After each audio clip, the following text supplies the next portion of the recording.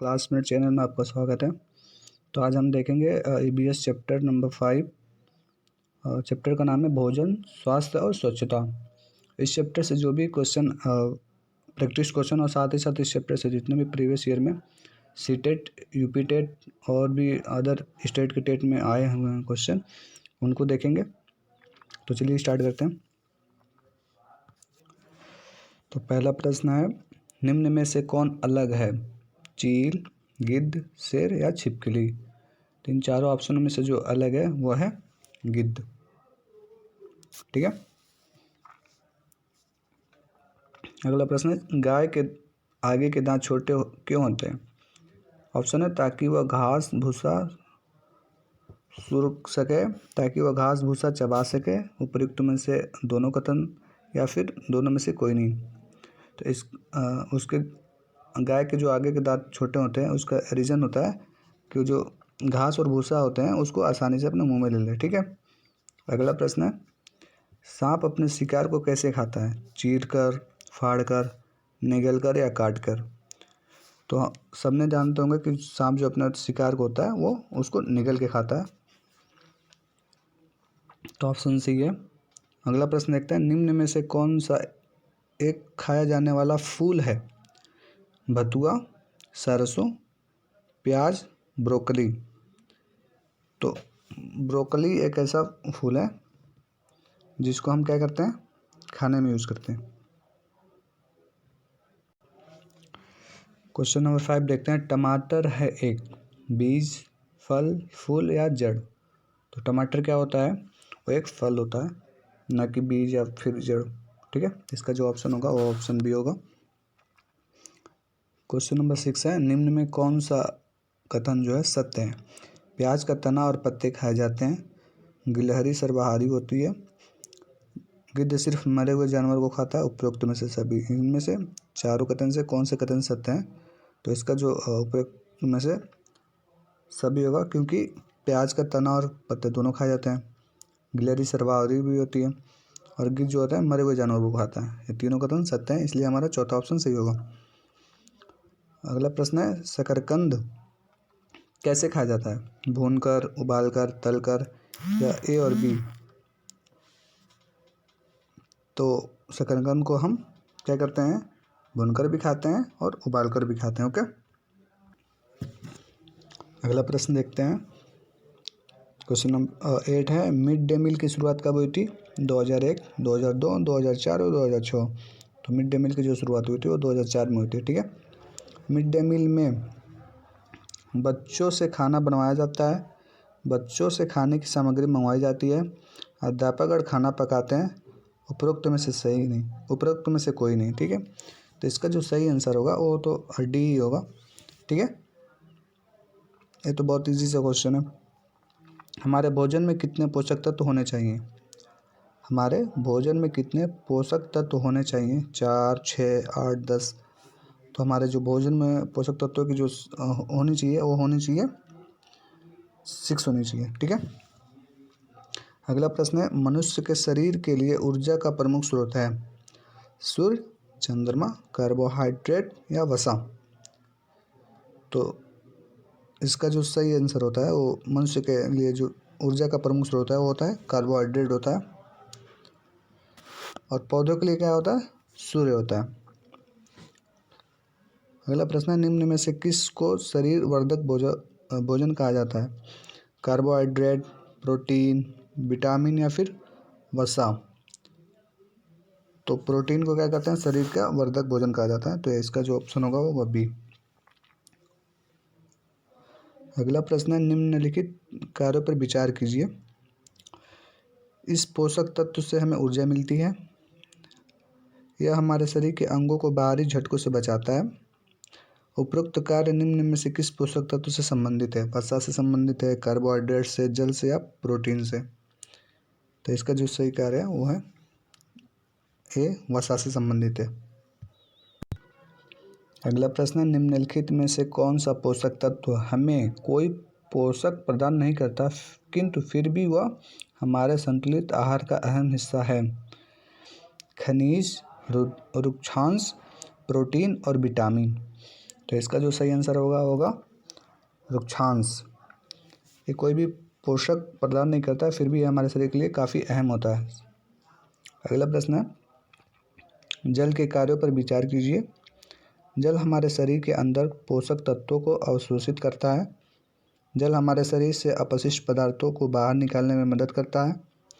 उपरोक्त कथनों में से कौन सा कथन असत्य है? ठीक है, असत्य कथन को यहाँ पे पूछा गया है, इसलिए हमें स्टेटमेंट को बहुत ध्यान से देखना होगा। तो इसके लिए जो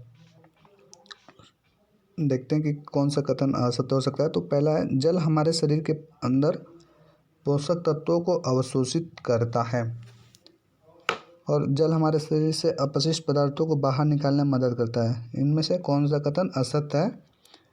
तो अगर हम देखा जाए तो दोनों ही कथन असत्य हैं, इसलिए हमारा जो ऑप्शन होगा वो सी होगा।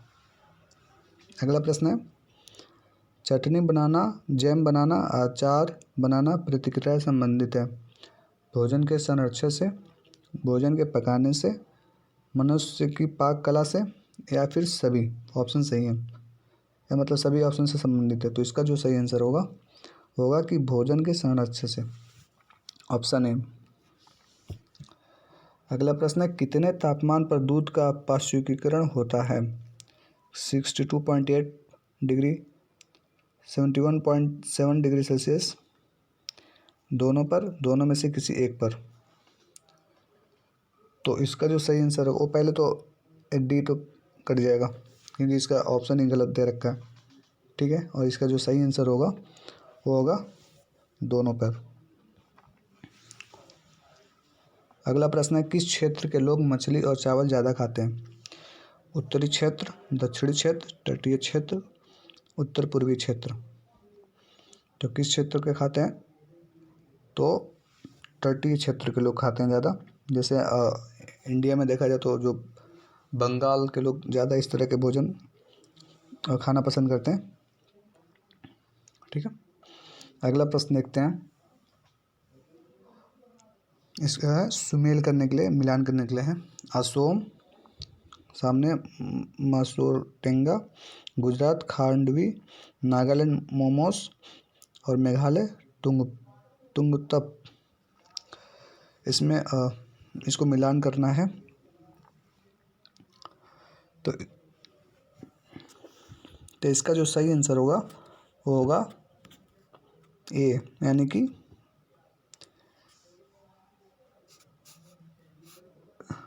और जो भी ऑप्शन दिया उसके सामने वाला ही सारे आंसर सही हैं। अगला प्रश्न देखते हैं, किस राज्य में टैपियोका खाया जाता है? टैपियोका, बिहार, त्रिपुरा, जम्मू और कश्मीर, केरल? तो इसका जो सही आंसर होगा वो होगा केरल। अगला प्रश्न है, मध्य प्रदेश का प्रसिद्ध व्यंजन है? मंडूरा रोटी, भुट्टे की खीर, छेना पोड़ा, बेरमा? तो वहाँ पे मध्य प्रदेश का जो सबसे प्रसिद्ध व्यंजन है वो है भुट्टे की खीर। ओके, अगला प्रश्न है, निम्न में से जीवाणु जनित रोग हैं? कोढ़, निमोनिया, तपेदिक या फिर सभी? तो ये जो सभी बीमारियां हैं यानी तीनों, कोढ़, निमोनिया और तपेदिक, ये सारे के सारे क्या होते हैं? जीवाणु जनित रोग होते हैं। ठीक है, तो इसका जो ऑप्शन होगा डी। किन बीमारियों के लिए डीपीटी का टीका दिया जाता है? काली खांसी, डिप्थीरिया, टिटनेस, काली खांसी, pneumonia, polio, diphtheria, polio, tetanus या फिर आर्तज्वर, हैजा और फ्लेग? तो जो डीपीटी का जो टीका दिया जाता है वो काली खांसी और डिप्थीरिया, टिटनेस की बीमारियों के लिए दिया जाता है। ठीक है, तो ऑप्शन ए सही होगा आपको। अगला प्रश्न है, कौन सी बीमारी चूहों के द्वारा फैलती है? निमोनिया, पोलियो, फ्लेग या कोढ़? ठीक है, तो इसका जो सही आंसर होगा फ्लेग, क्योंकि निमोनिया तो इससे फैलता नहीं है, पोलियो भी नहीं फैलता है, कोढ़ की बीमारी भी नहीं फैलता है। तो फ्लेगी जो है वो चूहे के द्वारा फैलती है। अगला प्रश्न, पोलियो होता है मच्छर के काटने से, मक्खियों के द्वारा, दूषित जल और भोजन से, इनमें से कोई नहीं? तो पोलियो जो होता है वो दूषित जल और दूषित भोजन ग्रहण करने से पोलियो की बीमारी होती है। अगला प्रश्न है, वह रोग मक्खियों के द्वारा फैलता है, इस रोग में पतले दस्त होते हैं और खून भी आता है। यह रोग है पोलियो, पेचिस, रेबिस, पीलिया। इसका जो सही आंसर होगा वो होगा पेचिस। ठीक है, पोलियो तो अभी हमने देखा है कि ये दूषित जल और भोजन से होता है, तो ये तो ऑप्शन होगा नहीं। रेबीज जो होता है वो कुत्ते के काटने से होता है। ठीक है, पोलियो जो होता है दूषित जल और भोजन से होता है। तो पेचिस जो बीमारी होती है वो क्या होती है, मक्खियों के द्वारा फैलती है। अगला प्रश्न है कि अस्थमा बीमारी है पेट की, हृदय की, नाक की या सांस की। तो अस्थमा जो बीमारी होती है वो सांस की होती है, तो आसान से सवाल है। अगला प्रश्न है, निम्नलिखित में से मच्छरों से होने वाले रोग कौन से हैं। मलेरिया, डेंगू, चिकनगुनिया, सभी। तो मच्छरों के द्वारा ये सारे की सारी बीमारियां होती है, इसलिए ऑप्शन डी सही है। इस बीमारी की दवाई सिनकोना नामक पेड़ की खाल से बनती है। इस बीमारी को दूर करने के लिए तालाबों, जलाशयों में मछलियाँ पाली जाती हैं। यह बीमारी है डेंगू, मलेरिया, रेबिस, चिकनगुनिया। तो मलेरिया होगा इसका सही आंसर। अगला प्रश्न है, ना भारत में निम्न में से कौन सी बीमारी दूर हो सकती है। चेचक, एड्स, तपेदिक या खाज। तो चेचक की बीमारी जो है भारत से दूर हो चुकी है। ठीक है, अगला प्रश्न है, अगर किसी में भोजन में कार्बोहाइड्रेट और वसा की अधिकता होगी तो उसको हो सकता है बेरी, रिकेट्स, मोटापा या फिर रतौंधी। तो उसको मोटापा की बीमारी होगी, क्योंकि कार्बोहाइड्रेट और वसा की अधिकता कह रहा है। ठीक है, अब इस चैप्टर से जो भी टेट में क्वेश्चन पूछे गए उन क्वेश्चनों को देख लेते हैं। तो पहला क्वेश्चन है, कौन सी बीमारी दूषित जल पीने से होती है। एड्स, टाइफाइड, एनीमिया या फिर टिटनेस। तो टाइफाइड जो बीमारी होती है वो क्या होती है, दूषित जल पीने से होती है। ये यूपी टेट का क्वेश्चन है। अगला प्रश्न, निम्नलिखित में से कौन स्वस्थ अस्थियों मतलब हड्डी के लिए आवश्यक है। पोटेशियम और विटामिन के, कैल्शियम एवं विटामिन ई, कैल्शियम एवं विटामिन सी, कैल्शियम एवं विटामिन डी। तो हड्डियों की मजबूत के लिए यानी हड्डियों के स्वस्थ रहने के लिए कौन से इसमें ऑप्शन सही है। तो होता है कैल्शियम, तो इम्पोर्टेंट है ये हड्डी के लिए। और विटामिन डी, जो अक्सर आप देखते होंगे कि लोग मॉर्निंग वाली जो धूप निकलती है उसमें लोग बैठते हैं इसी वजह से कि विटामिन डी उससे लें, और जो विटामिन डी होती है वो हड्डियों के लिए काफ़ी लाभदायक होती है। अगला प्रश्न है, विटामिन सी की कमी से होने वाली बीमारी का क्या नाम है। स्कर्वी, बेरी, रतौंधी या थकान। तो विटामिन सी की से जो कमी होती है उसको हम स्कर्वी के नाम से जानते हैं। तो इसका जो ऑप्शन होगा ए सही होगा। अगला प्रश्न है, निम्नलिखित में से कौन सा अलग समूह से संबंधित है। स्कर्वी, रिकेट्स, रतौंधी या रेबिस। इसमें पूछ रहे कि अलग समूह से संबंधित है, तो इसका जो सही ऑप्शन होगा कि डी, क्योंकि जो रेबिस होता है वो जानवर से होता है, कुत्ते के काटने से बीमारी होती है। अगला प्रश्न है, यदि एक अध्यापक आलू, चावल, ब्रेड और शक्कर के उदाहरणों का सहारा लेता है तो वह पढ़ाना चाहता है विटामिन, कार्बोहाइड्रेट, प्रोटीन या खनिज लवण।